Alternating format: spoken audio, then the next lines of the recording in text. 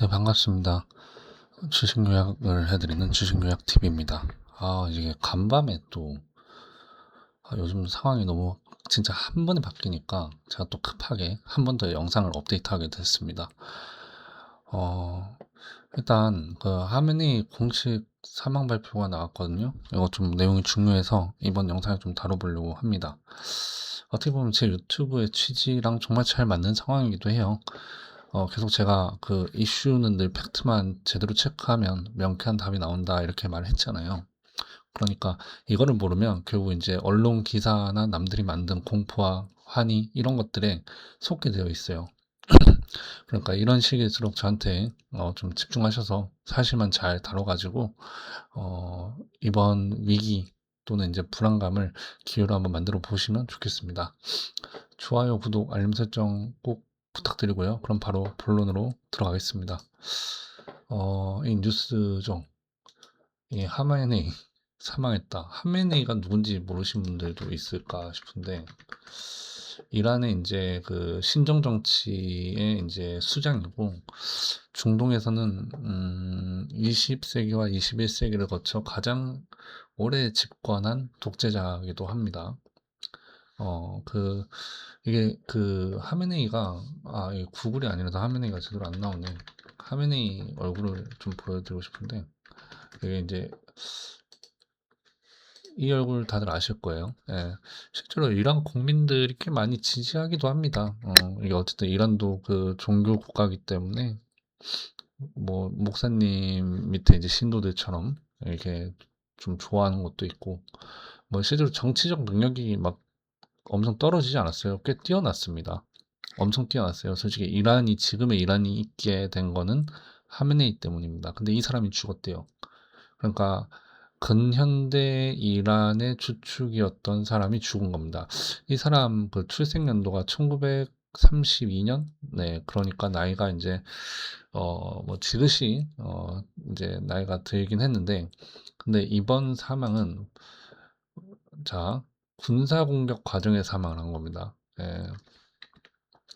트럼프 대통령이 이게 그 발표를 하기 전에 이란이 그 하메네이는 사망하지 않았다. 그러니까 공식 발표 전에는 그 이스라엘과 미국 측에서 하메네이 죽은 것 같은데 이렇게 사망설만 있었을 때는 부정했어요. 그 국영 방송에서 대국민 인터뷰할 거다 이렇게 말했어요. 하메네이가 대국민 인터뷰할 거다. 그런데 트럼프가 못을 박아버렸어요. 야, 하메네이 죽었어. 이렇게. 이게 굉장히 심각한 건데, 이란이 사실 그럼 하메네이가 사망했던 걸 알고 있었는데도 불구하고 대국민 인터뷰할 거라고 왜 블러핑을 했느냐. 이란 정치 체계가 이미 막장까지 치닫았다. 이렇게 보시면 될 것 같아요. 그러니까, 어떻게 보면 이제 그 씨알도 안 먹힐 그런 거짓말을 한 거잖아요. 이번에는 그 저는 처음에 이슈가 그냥 지나간 이슈 정도다라고 생각을 했고 그래서 어제 영상에서 분명히 여러분한테 지나간 뉴스다 이렇게 말씀을 드렸던 것 같아요. 여기 보시면은 이란이 폭격 이 영상에서 이거 근데 보세요. 이거 이번 영상 보시고 꼭 보셔야 돼요. 아주 또 잘못된 말은 아니라서요. 이 영상을 찍었을 때는 그래도 음 이게 금방 지나가는 저희가 좀 늘상 겪었던 뭐 그런 바람 정도로 생각을 했었는데 이게 그 바람이 알고 봤더니 태풍이더라. 예, 태풍이긴 태풍이다. 근데 태풍도 결국은 지나갑니다. 이 내용 근데 잘 보셔야 돼요. 여기에도 좀 이렇게 다시 다 설명할 수 없기 때문에 이 내용들을 보시고 이번 영상도 보시면 좀 도움 되실 거예요. 그래서 어, 이번 이슈가 하메네이 사망 전까지는 트럼프가 이제 경고를 하면서 협상의 우위 정도를 계산한다 이렇게 생각을 했는데 제 생각보다는 더 미쳐 돌아가는 것 같아요. 다행인 거는 이제 한국 시장이 어쨌든 3월 1일이 이제 그 휴일인데 3월 2일 대체 휴일이라서 월요일이 휴장이잖아요. 제가 제시한 분석에 대해서 수정할 기회가 있다는 것이 정말 다행이다. 이렇게 생각을 합니다. 근데 그렇잖아요. 이게 모든 게 다 항상 맞을 수는 없는 거니까. 근데 이번에 하메네이가 죽을 거라고 확신한 사람이 과연 있었나? 라는 저는 그 생각도 합니다. 그래도 이제 뭐 이렇게 돼 버리면 여러분들은 좀 생각을 또 해 보셔야 됩니다. 그 중동이 인제 굉장히 그 전쟁 확산으로 가서 뭐 3차 세계 대전 또는 인제 중동 전쟁 확산 뭐 이 뭐 둘 중에 하나의 이벤트가 가능한가 뭐 이런 걸 생각을 해 보셔야 되는데 어 저는 아직까지는 초기에 말했던 것처럼 이 가능성은 뭐 퍼센트로 치면은 완전히 없는 이야기고 가능성은 있는데 좀 희박하다. 희박하지만 그래도 좀 높다. 이렇게 말씀드리고 싶어요. 이거는 이제 제가 좀 구체적으로 뒤에 이유를 한번 설명을 해 볼게요. 제가 틀린 것은 이제 트럼프의 블러핑 수준이 블러핑보다는 실질적인 인제 수장 제거가 됐다는 거죠. 블러핑이 아니고 트럼프는 수장 제거를 했다라는 겁니다. 이게 오마주가 되는 게 있죠. 오마주가 되는 거는 인제 마두로 베네수엘라 그 수장인 니콜라스 마두로를 인제 트럼프가 죽이진 않고 체포했죠. 예. 근데 여기 두 국가의 공통점은 뭐냐면 석유가 나는 국가라는 거예요. 그래서 지금 자연스럽게 이게 넘어가면 논리는 석유 시장의 통제다라는 겁니다. 미국의 석유 시장 통제. 그래서 이번 이슈의 키는 유가다가 될 것 같아요. 그러니까 원유, 유가다가 아니라 원유다. 원유다. 그래서 이 석유는 원래 이제 미국이 어떤 식으로 통제했냐면 페트로달러로 이제 석유를 통제했습니다. 이게 뭔 소리냐면 이제 그 원유 거래는 달러로만 해라. 예, 그래 그렇게 되면 이제 달러를 이제 미국이 조절할 수 있으니까 이게 원유를 통제할 수 있었거든요. 근데 이제 이게 단순히 달러로 원유를 통제하려고 하다 보니까 이란이나 아니면 이제 베네수엘라 같은 국가들이 친중 정권이기도 하고 그렇게 이제 미국의 이제 통제를 안 따라 버리니까 미국의 패권이 흔들리는 거예요. 경제 패권도 흔들리고 에너지 패권도 흔들리고. 그러니까 결국 그 이란과 베네수엘라 이런 국가들의 이제 반미 정서를 일으키는 수장을 제거하고 그리고 실제로 이제 거기에 미국의 이제 석유 자본이 들어가게 해서 개발까지 하게 만들면은 이제 미국은 실질적인 에너지 패권이 더 확고해진다라는 거죠. 음. 지금 우리가 논의하려고 하는 것은 이제 이란이라는 이 국가는 이게 이제 1989년에 이제 하메네이가 이란 수장이 됐어요. 근데 이 석유라는 것이 얼마나 무서운 거냐면요. 지금 이제 이 하메네이가 제가 아까 정치를 잘했다 했잖아요. 오로지 오일머니로 이란 주변의 혁명수비대, 민병대, 군사집단 지원을 다 한 거고요.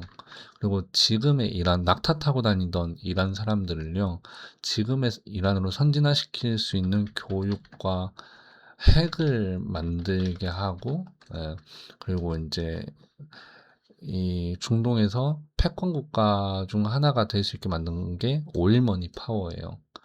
그러니까 이 오일 파워는 엄청 막대하기 때문에 이 미국이 이 막대한 힘이 어쩌면 핵보다도 강하다라고 생각을 하는 것 같아요. 핵도 강하지만 핵이 안 나는 국가면 이제 핵이 제일 강한 거고 이제 핵을 만들 수 있는 국가라 하더라도 오일이 나는 국가여 버리면 핵보다도 오일이 세다 약간 이런 생각을 했던 것 같아요. 그래서 이제 오일도 확실하게 통제를 해버리겠다. 음, 이렇게 되면은 3차 세계대전 생각을 좀 한번 해보긴 해야 된다 이겁니다. 왜냐면은 유럽연합은 아시겠지만 에너지 열국이에요. 열악하단 말이에요. 그래서 미국이 이렇게 독자적으로 이제 에너지까지 통제하려는 모습이 보이니까 과연 그러면 유럽은 어떻게 앞으로 이제 그 반응할 것인가 이런 걸 생각하면 어, 사실 현실 확률은 지금 당장은 희박하다.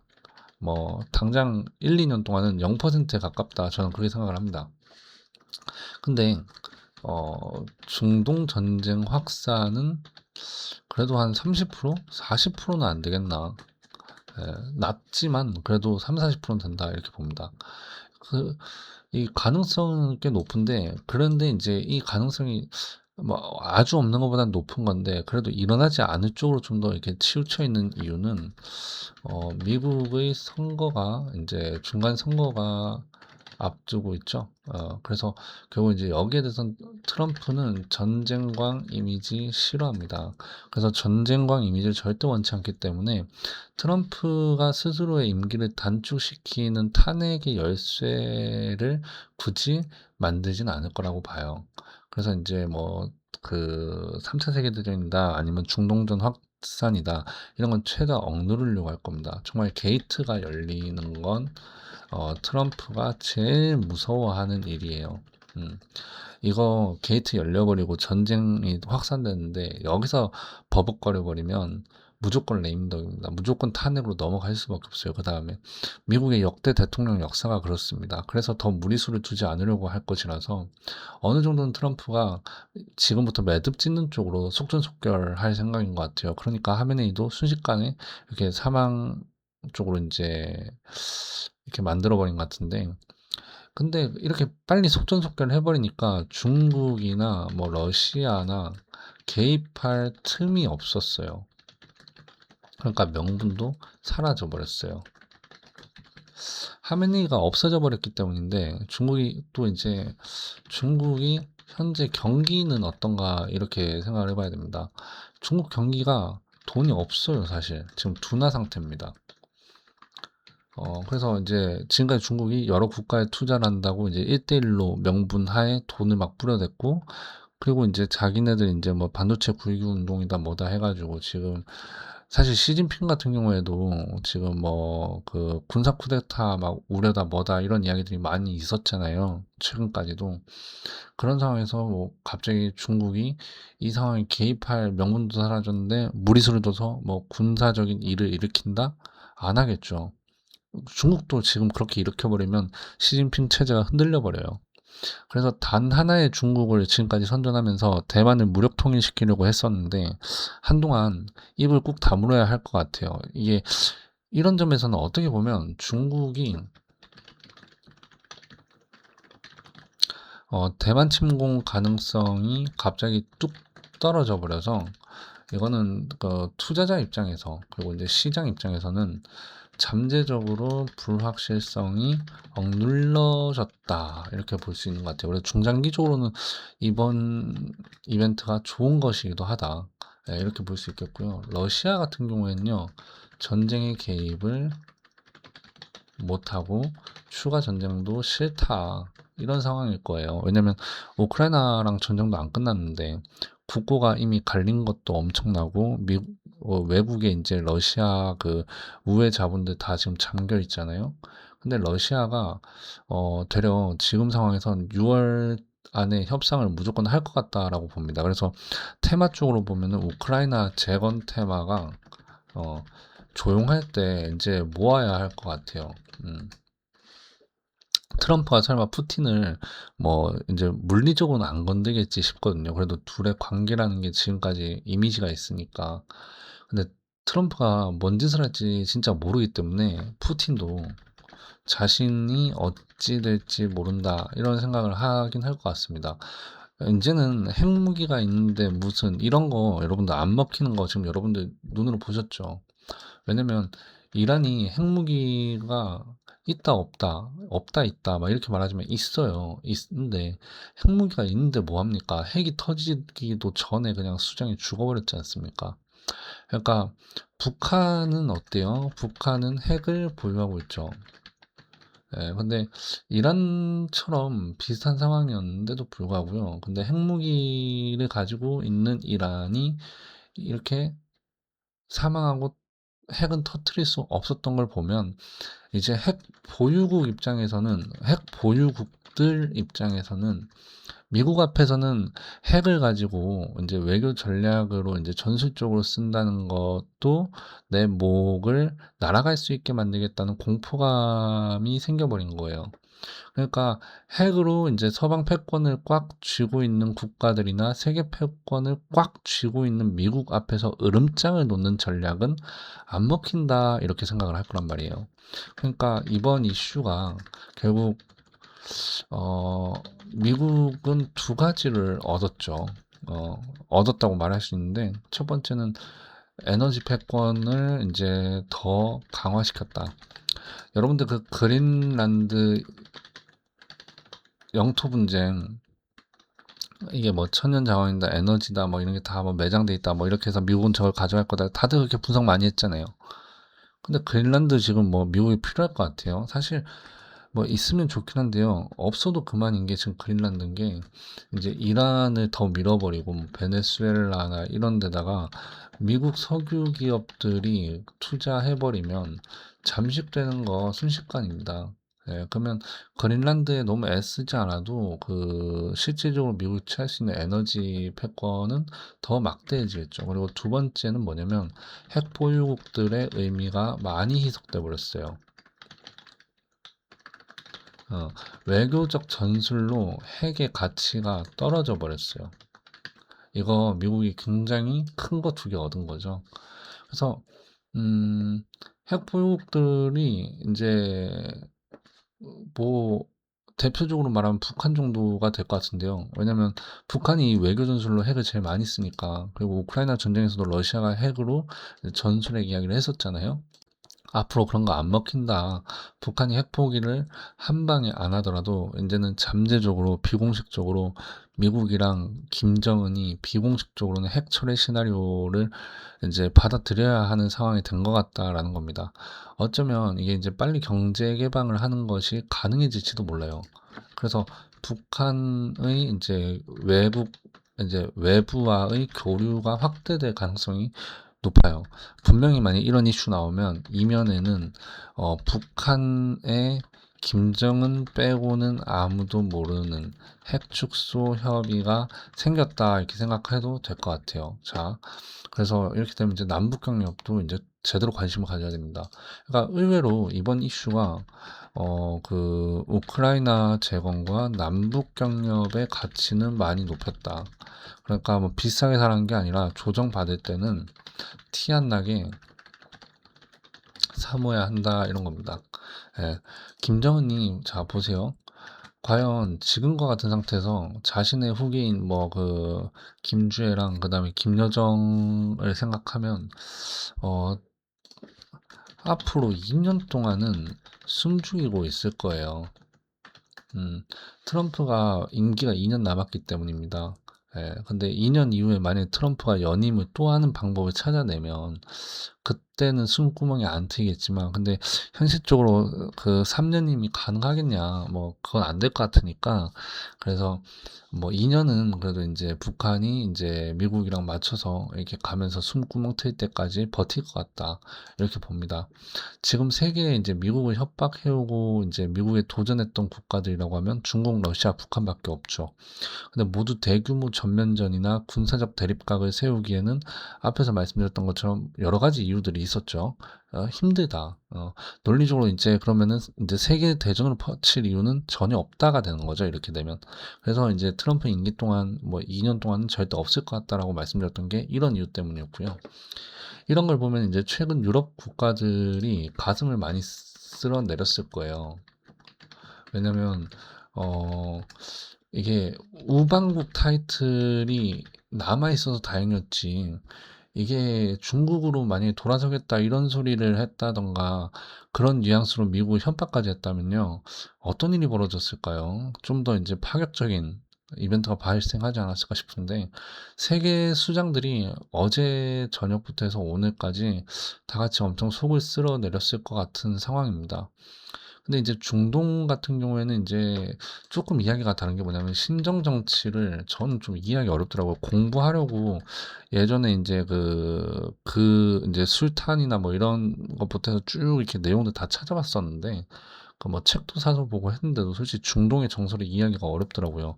그리고 솔직히 말하면 공부하고 나서 돌아서면 까먹는 게 중동 이야기더라고요. 이게 저는 어 그 부분이 이게 좀 구조화가 딱 안 잡혀 가지고, 예. 그래서 이제 파벌이나 이런 것들에 대해서 어느 정도 이해를 했지만, 근데 한국 정치를 말하라면 좀 더 이렇게 이해도 있게 말할 수 있는데, 이 이슬람 문화권 안에서의 이 정치와 종교에 대해서는, 제가 거기에 좀 깊게 그 공감을 못 하겠더라고요. 근데 이 그 신정 정치하는 중동은 죽음을 불사하고도라는 게 붙어버려요. 이게 그래서 좀 그 변수다. 이게 전쟁 확산에 더 저돌적으로 움직일 만한 유인 요소가 바로 정치가 아니라 종교에 있어요. 명예로운 죽음이라는 그것 때문에. 그래서 이번 이슈가 이제 미국이 하메네이를 죽였음에도 불구하고 이란 시민들이 과연 어떻게 반응할 것인가가 중요합니다. 반미로 가버리면 진짜 전쟁을 이제 확산시켜야 되는 쪽으로 가버려야 되고요. 그게 아니라고 한다면은 의외로 이제 그 이란의 그 국경수비대랑 이란의 국민들이 서로 죽이고 죽는 상황이 될 수 있어요. 좀 의외죠. 그래서 키는 이란 국민들의 반응이다. 만약에 반미와 이제 반서방 이게 더 강해지면 그러면 이제 어, 확전입니다. 근데 그게 아니라 어, 이란 국민들이 평화, 뭐 민주화 이쪽으로 이제 돌아서면은 의외로 이란 이제 그 군부 측은 힘을 잃어버리고 전복됩니다. 딱 이게 지금 키가 의외로 이게 이제 여기 있다는 거는 그러면 이 말 자체만으로도 이란이라는 국가가 체제가 아까 제가 말했지만 정치가 지금 아사리판 났다고 했잖아요. 이거는 딱 그 아사리판 나고 나서 나타나는 가장 즉각적이고 즉시적인 여러분들이 볼 수 있는 증거라 볼 수 있을 것 같아요. 자, 만약에 그 반전이 이제 반미 반서방 이쪽으로 아니고 평화 민주화 이런 시위가 일어나 버리면요. 이란 군부가 이란 국민을 죽이는 쪽으로 갈 거예요. 근데 미국이 그럼 이란 시민들을 죽이는 거를 가만히 보겠습니까? 그렇게 하지 않겠죠. 하메네이가 죽었는데 미국이 더 공격 안 한 이유가 뭔지 아세요? 이란 시민들을 더 죽이면 안 되기 때문입니다. 그런 이미지는 뭘로 이어지냐면 전쟁광으로 이어지기 때문에 자기한테 좋을 게 없어요. 그런데 이란 군부 측에서 이란 국민을 죽인다? 이렇게 돼버리면 되려 이제 민주화를 이끌어내고 평화를 이끌어내는 이제 피스메이커가 돼서 트럼프가 이제 구세주가 됐다라는 이미지를 얻을 수 있는 명분을 줘버려요. 음. 어제 폭격으로 이란의 어린이가 50명 사망했다는 뉴스가 있었는데 그거를 바로 이제 레딧이랑 미국에 또 찾아보니까 미국 여론은 바로 나쁘게 반응을 하더라고요. 이게 미국의 유권자들은 어쨌든 평화랑 인간의 존엄에 대한 의식이 높은 편이라서 자꾸 이런 부분이 미국 시민들한테 반복적으로 노출되면 미국에선 제2의 반전 시위를 일으키는 계기가 될 수도 있는 겁니다. 그래서 미국이 지금 상황에서 굳이 이란 시민들까지 말려드는 폭격을 하진 않을 거라고 봐요. 그렇기 때문에 변수가 생길 수 있는 것이 하메네이가 죽었다고 바로 평화체제로 돌아가는 것보다는 하메네이가 죽었다는 것이지만 여전히 종교적인 사상은 남아있기 때문에 이란 강경파인 혁명수비대 집단들이 어떻게 할 것인가를 좀 생각을 해봐야 돼요. 혁명수비대가 그 강경파로서는 이제 여러분들이 알고 있는 이제 이란에서는 제일 강경한 놈들입니다. 근데 이제 과거에 혁명수비대 총사령관 솔레이마니가 사망하면서 바로 후임자가 나왔던 거 아시죠? 그리고 후임자도 또 죽어버리고 막 그렇게 했잖아요. 이게 지휘 체계를 유지할 때는 결국 이제 수장이 죽으면 바로바로 그 뒤에 이제 대통령이 사망하면 부통령이 했고 총리가 대신하는 것처럼 내각을 유지해야 되니까 이번에도 이제 이란은 비슷하게 흘러갈 것 같아요. 그래서 혁명수비대 쪽에서 이제 그 통치를 할 것 같은데 미국과 이스라엘에게 이제 남은 것은 차기, 차차기, 차차차기의 수장들은 죽일 것이다. 이렇게 암살 임무는 남아있다라고 봐요. 폭격이 아닌 암살 쪽으로 좀 이렇게 봅니다. 이란 이제 정치 군사 요직에 앉아있는 인사들은 자신들이 지휘체계 꼭대기에 지명된 걸 이제 원치 않을 겁니다. 이미 다들 봐왔거든요. 이상하게 이제 그 정치나 이제 군사 꼭대기에 올라가면은 암살당한다. 근데 그게 한두 번이 아니다. 세 번, 네 번은 되니까 자신들이 이제 올라가 버리면 결국 이제 정치적 명분과 종교적 명분, 사상에 의해서 강압적으로 자신들이 원치 않아도 그 자리에 올라간 사람들은 스스로가 암살 타깃이 될 위험을 감수하는 행동을 해야 되는 겁니다. 그러니까 여기에 기인해서 일어날 만한 이슈는 이제 호르무즈 해협 봉쇄부터 이슈가 만들어질 거예요. 이거는 암살 타깃까지는 이어지지 않을 거니까 이건 무조건 한다고 봐요. 그래서 한 가지는 명확한 게 이제 이 해협 봉쇄는 일신상의 위험까지 가지 않기 때문이다. 예. 호르무즈 해협이 이제 어제 제가 영상에서 지도로 보여드렸죠. 이렇게 지도로 보면은 대충 그림으로 좀 보면은 지도를 지금 띄우려면은 또 이렇게 화면 옮겨야 돼서 이게 걸프만이라고 해서 그냥 그림 못 그리니까 이렇게 해놓을게요. 이렇게 해서 지금 뭐 그냥 여기 있고 이렇게 있어요. 자 그러면 그 요쪽에 그 까만색으로 칠한 건 땅입니다. 땅. 그 사막이에요. 여기가 사막.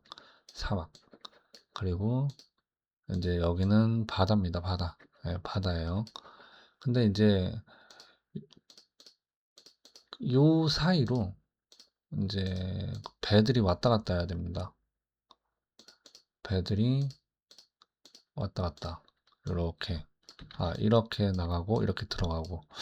근데 이제 이게 생각보다 좁아요. 이 걸프만에 있는 이 호르무즈 해협이 폭이 9km밖에 안 됩니다. 9km 한 이 정도 되는데 여기 3km, 여기 3km, 가운데 분리 3km 해놨어요.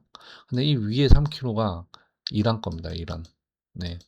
그리고 이제 이 안에 3km는 이제 들어가는데 들어갔다 나갈 수가 없는 거죠. 이란이 막아버리면. 여기에서 이제 움직이는 이제 원유가 약 전 세계의 한 20%, 원유 물동량이 한 20% 되고요. LNG 물동량이 한 25% 이렇게 됩니다. 근데 이렇게 돼버리면 호르무즈 해협을 봉쇄했을 때 물론 작은 선박들은 좀 나오면서 이게 되고 또 이제 우회해서 좀 뺑 돌아서라도 이제 나가려면 나갈 수 있는데 못해도 봉쇄 이슈 나오면 유가가 10%에서 15% 정도는 뛴다고 봐요. 많게는 한 25%까지도 순식간에 뛸 수 있습니다. 근데 이게 호르무즈 해협 봉쇄가 첫 번째인데 자 호르무즈 해협 다음에 이란이 위협 발언을 추가적으로 하면 유가는 여기서 한 번 더 10%에서 20% 상승한다. 이렇게 보는 겁니다. 그러면은 1단계 호르무즈 해협에서도 10%에서 15%를 이제 그 유가 상승이 일어날 수 있는데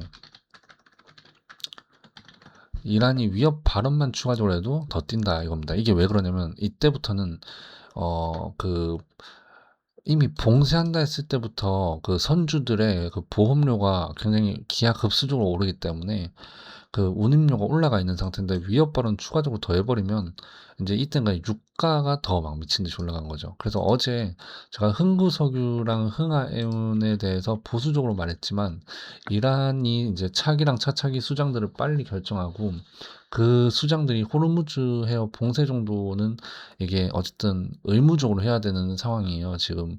그러니까 이게 그러니까 여러분들 이해 안 되잖아요. 이걸 왜 의무적으로 한다라고 얘는 말하지라고 하는데 그러니까 이게 단순히 정치적인 거라고 한다면 좀 실리나 이런 것도 생각할 텐데 이게 사상과 종교가 붙어버리니까 실리적인 외교가 아니라 명분도 너무 중요하다. 그래서 이 상황에서는 이제 의무적으로 이 호르무즈 해협을 이제 차기나 차차기 수장들이 봉쇄를 할 수밖에 없는 상황이라서 테마 힘은 강할 것 같아요. 테마 힘 하면은 이제 흥구석유, 흥하해운이겠죠.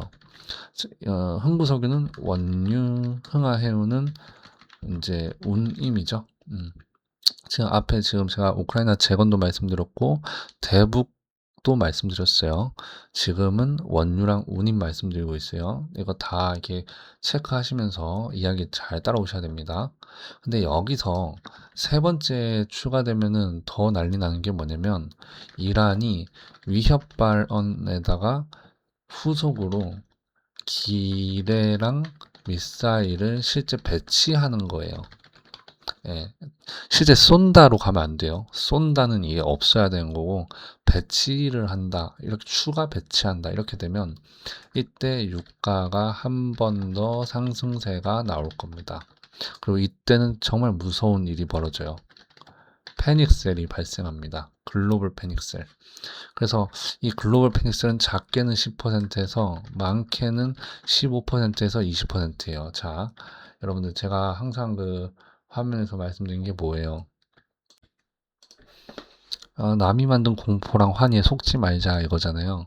근데 그 이 패닉셀이 왜 나오냐면, 이란이 기뢰랑 미사일을 실제 배치해버리면 으악 전쟁이 나는가 보다 이렇게 되면서 그때 패닉셀이 나온 거예요. 이게 바로 남이 만든 이슈에 휘둘리면 패닉셀이 나오면 안 될 때 패닉셀을 해버린다는 겁니다. 아시겠죠? 자, 이게 이제 많게는 15%, 20%까지 증시가 급락할 수 있다고 했는데, 이게 달러 권위가 유지는 되는 상황이지만, 어떤 이유 때문에 왜 그 글로벌 패닉셀이 나오냐면, 신흥국 때문에 글로벌 패닉셀이 나옵니다. 엄청난 변동이 나올 거예요. 지금 이제 신흥국은 그 변동폭이 커지기 가장 좋은 상황입니다. 아시아가 그 미국장 대비 너무 강했어요. 그죠? 그래서 미국보다 아시아가 더 많이 올라가고 있었고, 이게 단기적으로 최근 투자가 아닌 투기성 자본이 많이 믹스됐습니다. 그래서 이 투기성 자본의 속성은 뭐냐면 빨라요. 그래서 회피성 매도도 빨리 나옵니다. 근데 이 투기성 자본이 좀 너무 많이 들어왔어. 그래서 얘네들이 빨리 반응해버렸는데 너무 많이 비중을 차지하고 있다 보니까 생각보다 매도가 거칠거든요. 그렇게 되면 핵심 투자 자본이 청산을 하게 됩니다. 그러면 이때부터는 어떻게 되냐면, 투기 자본의 그 이탈로 핵심 자본이 빠져나가고, 그러면 이 하락에서 더 빠른 청산을 가속시키게 됩니다. 그러면 핵심 자본이 이게 그 높이가 있을 거 아니에요. 뭐 예를 들어서, 자, 보시면 이게 높이가 이렇게 있을 거 아닙니까? 핵심 자본이 증시가 이제 이렇게 주가가 올라왔는데 막 이렇게 올라왔어요. 이렇게 올라왔는데 핵심 자본이 여기에도 들어갈 수 있고 여기에도 들어갈 수 있고 여기에 들어갈 수 있는데, 이 주가가 여기에서 이제 트레이딩 비중이 너무 많이 들어왔으니까 투기 자본이 원래 여기까지도 안 빠져야 되는데 투기성 자본 비중이 너무 커서, 과거 같았으면 투기성 자본이 빠져나간다 해도 여기까지 갔다 이렇게 가야 되는데 이번에는 얘네들이 빠지면 얘네들은 무조건 건든다 봐야 되거든요. 그러면 얘네들에 의해서 더 밀리는 거예요. 근데 여기에서 이제 어떠한 이제 시세에 그 영향을 받는 뭐 일반 투자자들이나 또 이제 핵심 자본들도 또 한 번 더 반응해 버리면 레벨이 더 낮아질 수 있는 거죠. 이렇게 악순환의 구조로 청산을 만들어 버린 상황이 벌어질 수도 있다는 거예요. 그게 지금 아시아 자본이 유독 그래요. 아시아 시장이.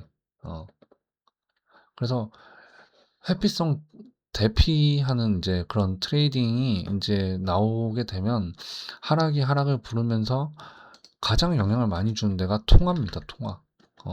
신흥국 통화에서 이런 현상이 벌어질 거예요. 그럼 신흥국 통화에서 이게 벌어지면은 당연히 그 증권 시장이나 채권 시장이나 다 요동을 치면서 이게 이제 막 릴레이처럼 유럽 시장까지 영향을 미쳐버리게 되겠죠. 미국까지.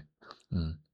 근데 그게 좀 느리게 일어나면 숨이라도 이제 그냥 여러분들이 좀 그 고통스럽죠. 느리게 계속 지루하니까. 근데 그래도 사람들이 좀 이성이 좀 남아 있는데, 그게 하루아침에 이틀 만에 3일 만에 그렇게 막 확 일어나 버리면 굉장히 무섭게 반응할 수밖에 없어요. 마치 코로나 때 여러분들이 겪었던 '이거 왜 이렇게 빠지지? 사이드카스랑 서킷 브레이크가 이렇게 왜 이렇게 발동하지? 너무 무섭다.' 이런 감정들이 드는 거죠. 음. 그래서 현금이 없는 사람들은 단기 급락이 괜찮으니까 이게 뭐 버텨보자 어제 영상에선 그렇게 말을 조금 드리려 했었는데 이번 계기로 확실해진 건요. 어쨌든 이번에 어느 정도는 감수하고 현금 확보를 해 두셔라. 어 현금 제로인 사람은 손실 100% 손실이 지금 확정되는 시점이라 해도 현금 0%는 현금 비중 확보해야 된다. 그리고 현금 많은 사람은 기회다. 그러니까 이 사람들은 슈퍼사이클 대장주들 잡을 생각만 해라. 제가 지난 영상들 올려놓은 거를 연휴간 꼭 다 보셨으면 좋겠어요. 지난 영상들 뭐 어떤 거를 다 보라 이렇게 말씀드린 거냐면 특히 반도체 슈퍼사이클 3편 영상 있거든요. 이거는 무조건 보세요. 그 반도체 슈퍼사이클 영상이 이겁니다. 그 여기 재생 목록에 들어가시면 그 1편, 2편, 3편이거든요. 시간 좀 길긴 한데 연휴 중에 무조건 보세요. 나 반도체 너무 자신 있어 하신 분은 안 보셔도 되는데 주식으로 돈 벌고 싶고 반도체에서 기회가 있다고 어떻게 기회가 있지? 나 투자하고 싶은데 하시는 분이면 이번 그 기회로 이게 만들고 싶으면 이거 무조건 보세요. 연휴 동안. 그리고 마지막으로 이제 그 이란이 그 북한처럼 그 아까 제가 그 이란이 뭐 전쟁이나 이런 건 없을 수 있어도 북한처럼 완전 봉쇄 전략을 펼치는 경우도 생각을 해야 된다라고 말씀드리고 싶어요. 이란이 이제 스스로 이게 봉쇄 전략을 펼치면 사실 죽겠다는 거거든요. 근데 이게 죽겠다, 이게 과거에 오바마 때도 그랬어요. 오바마 때도 이란이 완전 봉쇄를 했었어요. 아, 완전 봉쇄하고 스스로 고립을 이제 했는데 선택했습니다. 근데 중국에서 이제 불법적으로 우회해서 이제 수출입해주면서 근근히 먹고 살 수는 있었어요. 근데 그 오바마 정부 때도 굉장히 압박 심했다고 저번에 말씀드렸잖아요. 중국도 그것 때문에 굉장히 계속 규탄 받았었고 이란 경제가 당시에 그 심각하게 훼손이 됐었는데 이번 같은 경우에는 중국이 미국에 대항하는 국가들을 선뜻 도와주기가 힘든 상황이죠. 아까 뭐 경제적으로도 힘들다 이렇게 말했던 것도 있지만 트럼프는 오바마보다 더 미친 행보를 보여주고 있어요.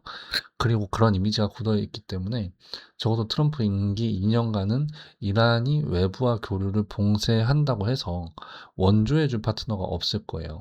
그래서 뭐 아까 제가 1번, 뭐 2번, 3번 하면서 이제 이란이 호르무즈 해협 봉쇄, 그 다음에 위협 발언, 그 다음에 기뢰 미사일 설치. 근데 이제 4번이 이제 그 자체적인 봉쇄 이건데 근데 이 4번은 일어나지 않을 거라고 보는 거죠. 이 4번이 일어나 버리면 4번의 경우에는 이란 국민들이 정말 시위를 하게 만드는 계기가 돼요. 근데 이란 국민들이 이란 정부를 상대로 지금 시위하면 유리한 건 미국이라고 아까 말씀드렸죠. 그래서 시위가 일어나기 딱 좋은 상황을 만들어주는 거라서 미국이랑 이스라엘이 이란에 끼어들 수 있도록 이제 바보 같은 선택을 하진 않을 겁니다. 그 바보 같은 선택은 그래도 일어나지 않을 거다. 그래서 시장에 뭐 어떤 변수로 고려할 시나리오는 지금은 아니다. 이란의 체제 전복을 위해서 이스라엘이랑 미국이 공작 준비도 끝마쳤을 가능성이 크다. 지금 크다. 왜냐면 그 이렇게 다 끝내놨는데 그럼 왜 이란 정부 자체를 안 무너뜨리냐 이런 것도 의문이 드실 거예요. 그거는 편의성 때문입니다. 음. 왜냐면 이 정치 시스템을 완전히 무너뜨리고 다시 새롭게 만든다는 건 굉장히 어렵고 인력적으로도 자본적으로도 너무 많은 것들이 들어가고 리스크가 너무 커요. 그래서 사실 이란을 지금 이제 체제 전복까지 다 무너뜨릴 수도 있는 상황인데 그거를 실행하지 않는 것은 이제 최대한 지출은 줄이고 비용은 낮게 잡고 이제 이란을 민주화 쪽으로 돌리고 싶은 거겠죠. 지금 중동에 미국이 이제 항공모함이 배치되어 있는 상황이잖아요. 근데 이란이 그 초기에 호르무즈 해협 봉쇄하고 미사일 설치까지만 하면은 다행인데 아까 미사일을 쏘면 안 된다 했어요. 어, 미사일을 쏘면 안 된다. 왜냐면 항공모함이 지금 배치되어 있는 상황에서 이 미사일 한 번 더 쏴버리면 진짜 그때는 추가 함대 배치됩니다. 근데 이 추가 함대가 이게 왜 무서우냐면 여러분들 이게 그냥 글로만 자꾸 들으시니까 와닿지 않으실 거예요. 뭐 항공모함 전담팀이 증강되면 이게 국가 하나가 생긴다 생각하시면 돼요. 그러니까 중소국가 정도, 예를 들어서 뭐 베트남, 싱가폴, 뭐 인도네시아, 뭐 이런 나라 정도의 국가 하나 정도의 전력이 추가되는 겁니다. 근데 그게 몇 개가 막 추가돼 버리면 어떻게 되겠어요? 그죠? 그럼 엄청 위험하잖아요. 그때 진짜 그냥 그냥 이란이 그냥 지워질 수도 있는 겁니다. 그래서 그 중소국가의 총력전을 해야 막을 수 있는 그 정도의 세력을 추가적으로 자기네들 앞에 놓을 생각을 안 할 거라고 보거든요. 그러니까 이건 지극히 합리적인 선에서 생각을 해보면은 여기까지만 시나리오가 일어나야 되는 거고 이 뒤에는 없어야 되는 시나리오인 거고 일어날 가능성이 없어야 돼요. 이성이 존재한다면. 예. 근데 여기까지는 일어났을 때 기회인 거고 이게 일어나면 나는 모르겠다 이렇게 생각을 합니다. 근데 안 일어날 것 같아요. 사실 미사일 설치까지도 굉장히 무서운 그 도전이기 때문에 여기까지도 일어날 가능성이 굉장히 희박해요. 근데 이 기뢰랑 미사일을 설치해놓고 또 쏜다? 그러니까 신규 설치한 걸로 쏜다. 이거는 진짜 위험하다 이거예요. 아시겠죠? 이란을 지도에서 지워버릴 수 있는 미국이 그럼에도 하지 않는 이유는 체제를 전복시켜버리면 새롭게 세우는 불편함이 너무 크다. 이것도 지금 이란이 살아남을 수 있는 좋은 명분입니다. 그러니까 결국 이란 그 군부가 미국에 협조적이기만 하면 되는 거예요. 그러면 이제 이란은 해결이 됩니다. 그죠? 그래서 어제 제가 영상에서도 이 부분만큼은 특히 명확히 말했던 것 같은데 미국과 이스라엘이 마음만 먹으면 이란을 순식간에 불능 상태로 만든다. 하메네이를 순식간에 죽일 수 있다. 이렇게 말했었어요. 사살할 수 있다. 이렇게 말했는데 실제로 하메네이는 미국이랑 이스라엘이 마음만 먹으니까 하루 만에 사망했다고 지금 발표가 나와버렸잖아요. 그죠? 트럼프가 전쟁광 이미지를 덮어쓰기 원치 않는 것이 다행인 게, 진짜 그리고 자꾸 전쟁광 덮어쓰기 싫어한다. 제가 이렇게 말을 하니까 의문이 생기실 수 있을 것 같아요. 트럼프가 그렇게 말한 적도 없는데 왜 자꾸 이렇게 말하지? 라고 하실 것 같은데, 노벨 평화상, 여기 지나치게 집착하는 이유가 뭘까요?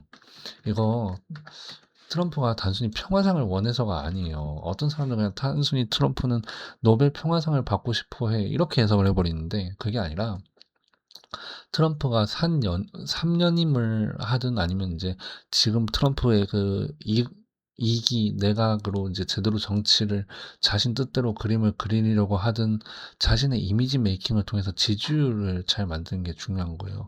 지지율이 없으면 자신의 정책을 계속 이어나갈 수가 없기 때문입니다. 그래서 지지율에 도움이 되기 때문에 이 평화상에 집착하는 겁니다. 아시겠죠? 전쟁광을 덮었으면 아무리 대단한 미국 대통령이라 해도 미국 국민의 지지를 받지 못하면 결국에는 자신도 실각할 수밖에 없다는 걸 잘 알기 때문인 거예요. 그러니까 호르무즈 해협 봉쇄 딱 여기서 끝나는 정도라고 한다면은 이란 혁명수비대가 미군을 상대로 목숨을 걸고 미사일을 쏘거나 위협만 가하지 않는다면 경제 봉쇄 정도로만 미국도 끝낼 겁니다. 어, 어차피 하메네이 사살로 시범 케이스가 만들어졌고, 그래서 이제 우크라이나나 뭐 러시아, 그리고 북한의 시선을 돌릴 것이다. 이렇게 보는 거죠.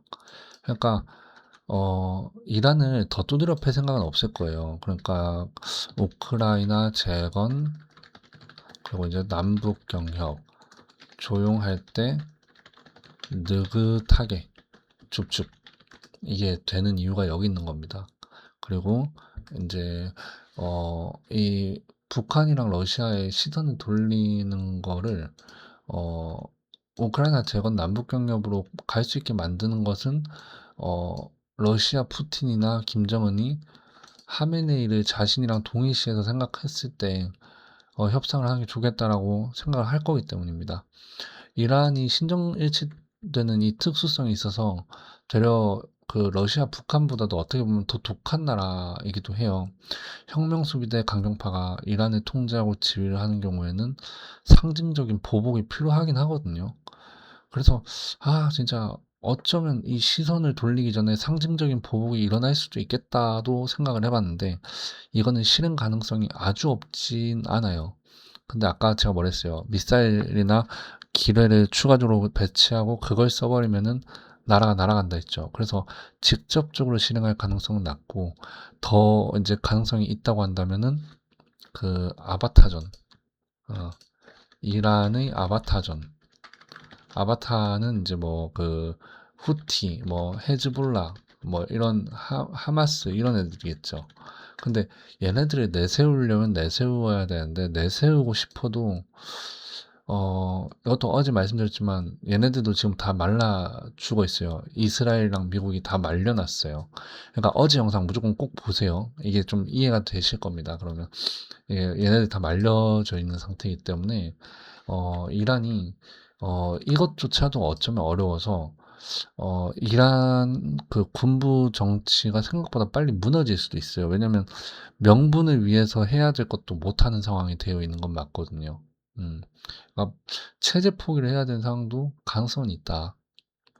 그래서 이번 이슈에서 한 가지 확실하게 보는 거는 요렇게 우크라이나 재건이랑 남북 경력, 그다음에 또 EU 입장에 생각을 해보자. 얘네들은 지금까지는 어땠냐면 군비 확장 정책에 반대했다가 좀 맞는 것 같아요. 굉장히 보수적이었거든요. 미국을 뒤에 두고 있었기 때문에 유럽은 굳이 군비를 많이 안 늘리고 그 약간 복지 뭐 아니면 뭐 다른 인프라 이런 데 더 많이 투자를 했단 말이에요.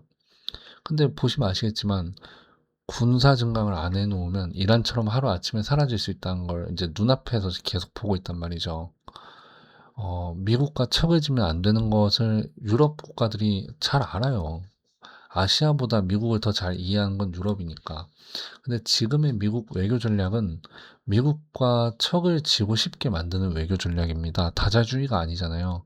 특히 유럽 국가 같은 경우에는 미국한테 여태까지 이제 그 붙어서 살아왔는데 사실 이게 누리다 보면 그게 당연해진단 말이에요. 당연한 걸 뺏긴 기분이 들어서 미국에 대한 반감이 굉장히 강합니다. 근데 이제 그 이란이 저렇게 한 방에 날아가 버리니까 미국에 대한 마음은 좀 이렇게 언짢은데 언짢은 소리도 함부로 못 하겠네. 군비를 국방을 더 강화해야 된다. 이런 이제 주요 이제 정치적 아젠다로 떠오를 거예요. 그래서 이제 앞으로는 유럽의 국가들이 군비 확장 정책 강화를 할 거다. 그럼 여기서 뭐가 떠오릅니까? 방산이 또다시 떠오를 것이다. 이렇게 생각을 합니다. 이스라엘이 또 이제 함께 참전했다는 것도 군비 증강의 명분으로는 상징적인 거예요. 이스라엘이 미국 동맹국 중에서는 국가 규모 대비 군비 투자가 압도적인 1위입니다. 근데 이스라엘이랑 미국이 이번에 퍼포먼스를 보여준 게 뭐 때문이냐면 압도적인 군비 때문입니다. 그래서 방산이에요. 그 한화에서 폭죽이나 이런 거 막 하잖아요. 사람들은 와 저렇게 뭐 보기 좋은 불꽃놀이에다가 저 잠깐 터트리려고 저렇게 엄청난 돈을 하늘에다 뿌리네 이렇게 하지만 매번 그렇게 폭죽이나 이런 컨트롤하는 기술은 단순히 폭죽의 의미만 두는 게 아니라 그만큼 이제 하나의 이런 그 정밀, 조절 이런 기술들을 세계에 선보이는 행사이기도 합니다. 그만큼 이러한 이슈는 결국 산업으로 이어지게 돼 있어요. 그래서 방산이 또 이번 이슈로 굉장히 부각될 거다. 음. 그럼 이제 남은 걸 또 한번 생각해 보면 글로벌 머니마켓을 좀 생각해 봐야 될 것 같아요. 글로벌 머니마켓은 3월 2일 한국장이 쉬는 날. 너무 다행이다. 여러분들 이게 이게 한국이 운이 좋았어요, 이번엔. 아마 이렇게 될 겁니다. 달러 급등, 금 급등, 유가 급등, 그리고 금 급등에 따라 은 급등, 은 급등에 따라 빅테크 급락에 따라 미국 채권 상승에 따라 다시 증권시장 악영향 주면서 추가 매도. 이게 3월 2일 한국장이 쉬는 날 나올 흐름이에요. 이게 하루 통째로 악순환만 반복되는 구조로 이게 나온다고 해도 어, 하, 이게 그냥 이렇게 떨어지는 구조는 아닐 거고요. 막 이렇게 엄청 요란하게 빨리 떨어지는 모습이 될 것 같아요. 그래서 반등폭도 크고 이렇게 이제 하락과 이제 상승이, 그러니까 이렇게 하니까 너무 그냥 이런 느낌이 더 좀 명확한가? 이런 느낌이 더 명확할까요? 어, 근데 여기서도 이렇게 떨어지는 것도 보일 거 아니에요. 근데 이 구간에 반등도 계속 나오면서 변동성이 굉장히 많으면서 이렇게 하락이 될 것 같다. 이렇게 보는 거죠. 왜냐면 이 흐름을 보세요. 아주 요란할 것 같잖아요. 그래서 지나가는 바람은 여전히 지나가는 바람인데 태풍은 태풍이다. 근데 태풍이 아직 더 커질 수 있는 규모도 있다. 그러니까 태풍의 오른쪽을 아직 이제 저희가 두드려 맞지 않았다. 곧 오른쪽을 두드려 맞게 될 건데 그 두드려 맞게 되면 더 요란할 것 같다. 이렇게 보는 거죠. 음. 그래서 3차 세계대전 가능성은 어차피 없는 문제라고 지금 전제를 깔아두면 될 것 같고, 하메네이 사망에 대해서 이제 또 지금 여러분들이 이걸 보셨기 때문에 앞으로 또 이제 뭐 언론이나 이런 데서 떠드는 거를 제가 말씀드린 선에서 만약 그 범주 내에서 일어나고 있다면 그 범주 내에 맞게만 생각하면 돼요. 너무 확대 해석해가지고 공포 조장하는 뉴스 메이커들한테 절대 휘둘리지 마시고요. 중동 확정 같은 경우에는 확률이 아까 30%에서 40% 정도 된다고 말씀드렸는데 어차피 아바타전을 하기에도 어려운 상황이라고 말씀드렸어요. 그러니까 확전을 만약에 하려고 해도 순식간에 끝나버릴 가능성이 커요. 그러면 이제 지금 시점에서 호르무즈 해협 봉쇄와 미사일이랑 기뢰를 추가적으로 배치하는 것 정도가 이제 시장이 한 번 더 크게 빠질 수 있는 계기인데, 자, 그럼 진바닥 진저점이라는 게 어딜까라고 생각을 해봐야 됩니다. 이걸 한번 이제 그림을 보면은 하락이 쏟아지면 반등이 나온다고 여러분들이 보통 냅다 매수를 하잖아요. 악재 해소라 생각하고 매수하고 그러는데 그러지 마시고, 첫 번째, 이란이 호르무즈 해협 봉쇄한다고 발언이 나오면 유가는 아까 뭐 10%에서 뭐 15% 이렇게 나온다 했죠. 하락이. 많게는 20%에서 25%까지도 떨어질 수 있다고 했으니까, 그럼 위협 발언만 해도 운임비, 유가 급등 나오니까 그때 진짜 매수 기회라 생각해야 합니다. 아시겠죠? 근데 이때는 아직 진바닥은 아닐 수 있다는 거. 왜냐면 2차가 있잖아요. 미사일 배치. 예, 뭐 기뢰, 미사일 배치. 딱 여기가 진짜 진저점이라 생각합니다. 그래서 이게 매수 기회니까 여기서도 매수해도 되는데 여기서는 풀매수 안 된다. 현금 여력이 더 많아야 한다. 근데 여기서는 현금보다는 주식 보유가 더 많아도 된다. 이렇게 보는 거죠. 아시겠죠?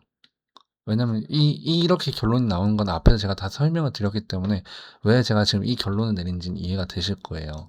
그래서 이때가 진저점 만드는 이벤트가 될 거라고 봅니다. 미사일 배치한다는 뉴스가 안 나오고 하메네이가 사망했음에도 불구하고 또 다음 주에 오스트리아 빈에서 열리는 핵 협상에 만약에 그 이란이 참여하잖아요. 그러면은 그때는 여기가 진저점이 될 수도 있어요. 이 호르무즈 해협 봉쇄 발언 딱 이것만으로도. 왜냐면 이게 협상 테이블에 어쨌든 올라갔다 버리면은 아까 말씀드렸던 것처럼 그 이란의 군부 정권이 미국의 협조적으로 움직이겠다로 돼버리는 거기 때문에 더 이상 문제를 만들 게 없어져요. 그러면은 여기서 진저점이 만들어질 거예요. 근데 오스트라빈의 이제 뭐 핵협상에 참여 안 한다. 그러면은 당연히 이게 진저점이 되진 않겠죠. 삐딱하게 나온 거니까 더 나빠질 수 있는 게 생긴 거니까 그때는 이제 기뢰랑 미사일 배치 이때가 진저점이 된다. 그러면은 이제 그 흥구석유 흥구석유, 흥아해운은 화요일 이제 3월 3일에 시초 갭이 뜰 거예요. 트레이딩 하기도 힘들 정도로 아마도 하메네이 사망이 없었다면은 이제 이게 갭도 적당히 뜨고 약속 대련이나 뭐 보는 사람들도 있을 것이고, 그래서 이게 협상 앞에 두고서 매도도 나오고 뭐 이러면서 뭐 조정과 상승이 좀 반복되면서 움직였을 텐데, 근데 이제 하메네이 사망으로 지금 갭이 너무 지나치게 뜰 거예요. 그러면 트레이딩으로 먹을 게 없다. 그래서 화요일 날은 그 호르무즈 해협 봉쇄 가능성을 두고 흥부 석유보다는 흥하 해운에 여기서 이제 트레이딩 기회가 더 나오지 않겠나 싶고, 그리고 이제 하메네이가 사망한 상황임에도 불구하고 방산주 시나리오가 더 강화됐잖아요. 뭐 그러면 잠깐 종목 좀 또 이제 정리해 볼게요. 우크라이나 재건, 그리고 남북 경협, 그리고 흥아해운, 그리고 방산, 이렇게가 지금 제가 설명을 드리고 있는 거죠. 그래서 하메네이가 사망한 상황에서 이제 방산주도 이제 더 강화됐으니까 제가 이전에 영상에서 그 한화오션을 이제 콕 집어서 말씀드렸고, 한국항공우주, 현대로템 요 세 종목들을 말씀드렸었는데, 그 제가 이 세 종목들을 말씀드릴 때는 2025년 7월의 시세 흐름을 설명하면서 그때 풍산이랑 흥구석유를 비교했어요. 이전 영상 꼭 보세요. 이게 안 보니까 좀 이게 설명하면서도 자꾸 주저하게 되네. 그 풍산이랑 흥구석유 비교하면서 얘네들 말했기 때문에 하나오션에 대해서만 제가 코멘트를 좀 구체적으로 해드렸잖아요. 굳이 현대로템이랑 한국항공우주를 더 줄줄이 설명하진 않을 거예요. 왜냐면 어차피 얘네들 보면은 주가가 신고가에 붙어 있고, 현대로템도 아직 얘는 신고가에 붙어 있는 건 아닌데 신고가를 붙이러 갈 수 있죠, 이제는. 그리고 하나오션도 얘는 이제 그 현대로템보다 어떻게 보면 이게 퍼져 있는 것처럼 보이지만 이 그 하나오션, 죄송합니다. 하나시스템. 어허, 제가 말실수를 했습니다. 하나시스템. 예.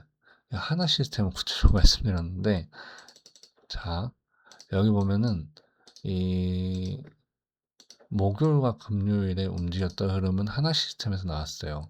그러니까 하나 시스템에서 집중을 이제 해라 이렇게 말씀드렸었는데, 근데 하나 시스템이랑 현대로템이랑 비교를 해보면 현대로템은 금요일에 이제 올리려고 했던 거고 먼저 선도적으로 움직였던 건 하나 시스템이었어요. 그러니까 어, 한 방에 이걸 보통의 경우면은 얘가 뚫고 뭐 넘어가고 이게 좀 힘들어 보여 이렇게 말할 것 같은데, 이번에는 왠지 하나 시스템이랑 현대로템이랑 한국항공우주 요 세 개가 그래도 지금 다 괜찮다 보거든요.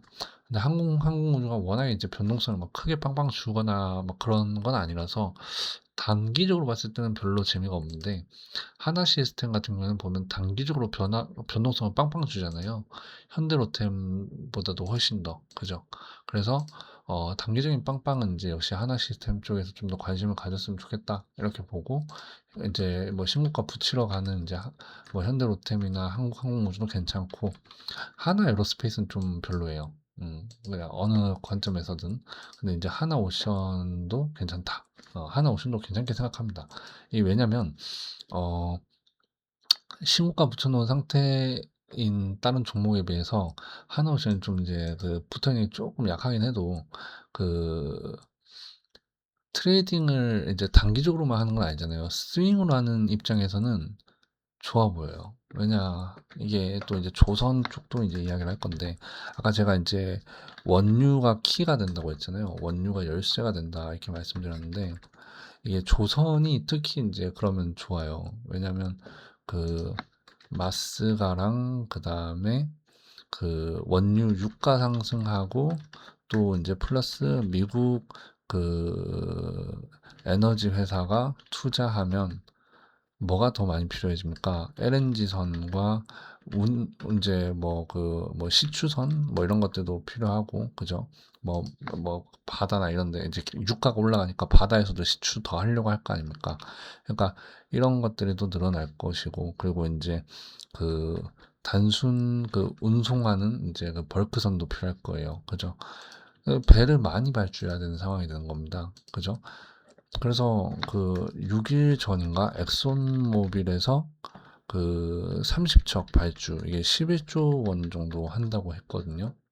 근데 하나오션 같은 경우에는 60조 캐나다 잠수함 사업도 있잖아요. 이런 점에서 봤을 때 굉장히 매력이 있어요. 방산으로도 꼽히면서도 조선. 그러니까 단순히 테마 짬짬이는 싫어하지만 섹터가 핵심 섹터 속에서 핵심 중축을 맡고 있는 두 핵심 섹터에서 둘 다 두 핵심 섹터에서도 두 주도 핵심 섹터에서도 두 곳 모두 중추적인 역할을 맡을 수 있는 종목이라면 그건 너무 좋은 거죠. 그죠? 아, 말이 너무 꼬였네. 자, 종목들은 이렇게 좋다고 하는데 그렇지만 자, 이번 이슈는 미채권 강세 플러스 달러 강세 플러스 유가 상승 플러스 금값 상승, 이게 파생을 시키는 게 원자재 강세 플러스 미증시 약세. 왜냐면 원자재 강세는 이제 은값이 비싸지면서 또 미증시는 테크주가 흔들리면서, 그죠? 그럼 파생시킨 게 또 파생시키는 게 아시아 증시의 반도체주 하락이 될 겁니다. 알겠죠? 그러면 이게 지금 이번 이슈는 생각보다 악순환의 고리가 끊어지지 않은 채로 흐름이 좀 짧은 기간이라 해도, 바람이 지나가는, 태풍이 지나가는 그 짧은 기간 동안이라고는 해도 그래도 순환고리가 만들어진다라는 겁니다. 그래서 이렇게 되면은 특히 SK 하이닉스랑 삼성전자 주가를 보세요. 조정다운 조정이 별로 없었죠. 예, 굉장히 강하게 올라갔어요. 그죠? 그래서 조정다운 조정 없던 반도체 같은 경우에는요, 타격이 클 거다. 그래서 조정을 받는 기회가 된다. 예, 기회다. 이렇게 봐야 돼요. 주도주로서 반도체 슈퍼 사이클이 끝나지 않았다는 것은 진실. 그러니까 결국에는 또 더 올라가거나 또는 떨어져도 결국엔 어느 시점에 매우 강하게 반등하거나, 이 부분에 대해서는 절대 의심이 들진 않아요.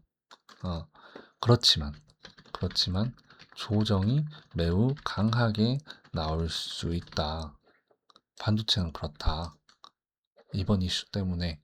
그래서 종목차 체크, 우크라이나 재건 남북경협 흥하해운 방산, 그리고 방산에서 한화 시스템, 한국항공우주 현대로템, 조선에서 한화시스템, 삼성중공업, 얘네들이 또 이제 삼성중공업이 이제 LNG선 또 이거 수혜받기 좋고, 하나오션 같은 경우에 마스가랑 캐나다 잠수함 이런 거랑 조선 이제 업황 호주가 될 테니까 좋을 거다. 그렇지만 반도체는 이러한 이유 때문에 결국에는 조정이 매우 강하게 나올 수 있다. 그렇지만 반도체 슈퍼사이클은 끝나지 않았으니까 결국엔 강해진다. 그래서 방산 섹터의 대형주는 주도주로 바로 서는 좋은 시점이 되고, 주도주로 달리던 반도체 대형주는 확실하게 조정받는 기회. 네, 이렇게 봐야 돼요. 제대로 쉬는 모습을 보여줄 거라 이런 겁니다. 그래서 반도체는 확실하게 조정받고 확실하게 쉬는 모습 보여주니까 기회인 거고, 방산주는 신고가 붙여놓은 상태에서 신고가로 나아가는 대장주로 치고 나가는 계기가 될 수 있는 기회인 거예요. 뭐 대장이 될지 안 될지 몰라. 그래도 대장이 될 수도 있어. 그리고 조선주 쪽은, 조선 섹터 같은 경우에는 주도주는 바로 안 설 것 같은데 그래도 상승 명분이 좋다. 왜냐면 이제 발주나 이런 건 수주 좋다 이런 것도 있었는데, 어쨌든 에너지 회사 이제 선주들이 빨리, 그 선사들이 빨리 배 만들어줘 하고 이제 발주 넣을 좋은 명분이 만들어진 거거든요. 그러고 또 이제 운임료도 막 올라가고 이러니까 이제 배에 대해서 좀 더 사람들 인식이 좀 긍정적으로 바뀌겠죠. 그런 점에선 조선주는 주도주까지 치고 나갈 거다 막 이게 아니라 그래도 상승 명분이 있어서 또 괜찮다. 그래서 지금 같은 시장은 이란이 그 기뢰 미사일을 추가 배치한다는 확정 뉴스가 나와서 확실한 저점을 만드는 패닉셀이 나오거나, 아니면 호르무즈 해협 봉쇄를 하고 나서 미국이 원하는 장단에 맞춰서 이란 군부가 움직여주면, 뭐 예를 들어서 협상 테이블에 올라가서 미국이 좋아하는 대로 협상을 해주면, 그 두 가지 중에 하나의 경우는 나와야 시장 진바닥이 정해진다라는 거니까, 그 진바닥이 정해지기 전까지는 현금 50%는 무조건 쥐고 있어야 된다.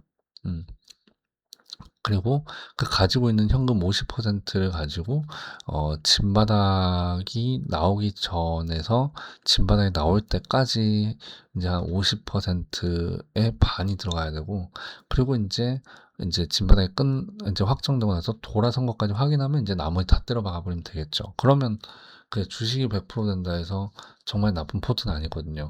그러니까 현금을 100% 써야 될 때는 이렇게 공포가 끝나고 난 이후에, 공포의 거의 진바닥 부근에서부터 해서 공포가 끝난 것을 확신할 수 있는 어떠한 변화가 일어났을 때 주식 100%가 된다고 할 수 있겠죠. 그때는 사실 주식 100%가 정말 나쁜 건 아닐 거예요.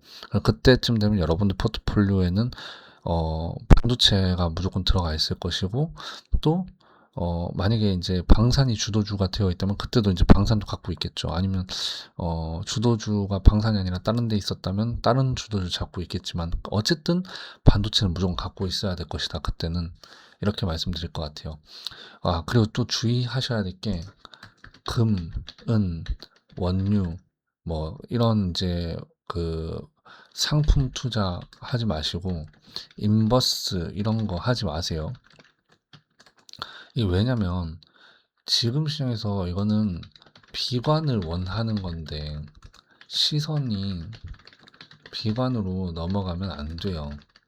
이런 쪽으로 자꾸 투자하다 보면 자꾸 세상을 부정적으로 보게 되거든요. 근데 이게 부정적으로 보다 보면 여러분들이 이 부정이 반도체 슈퍼사이클 부정으로 이어질 수 있어요. 그러면 진바닥 나온 시점에 반도체 슈퍼사이클 부정하고 그거 안 잡으면 낭패입니다. 아시겠죠? 그래서 어제 영상과 오늘 영상 같이 보면 좋고, 반도체 슈퍼사이클 영상도 보시면 좋고, 그렇게 하시면은 제가 제시해둔 선이 분명하다는 건 아실 거예요. 그 선 안에서 거래를 계획하시는 것을 권장합니다. 자, 오늘 영상 진짜 길어졌다. 그죠? 근데 이제 오늘 영상 여기서 마무리하려고 하는데요. 제 영상이 여러분들 투자에 진짜 도움이 됐으면 하는 마음은 진심입니다. 도움이 되셨다면 구독, 좋아요, 알림 설정 부탁드리고요.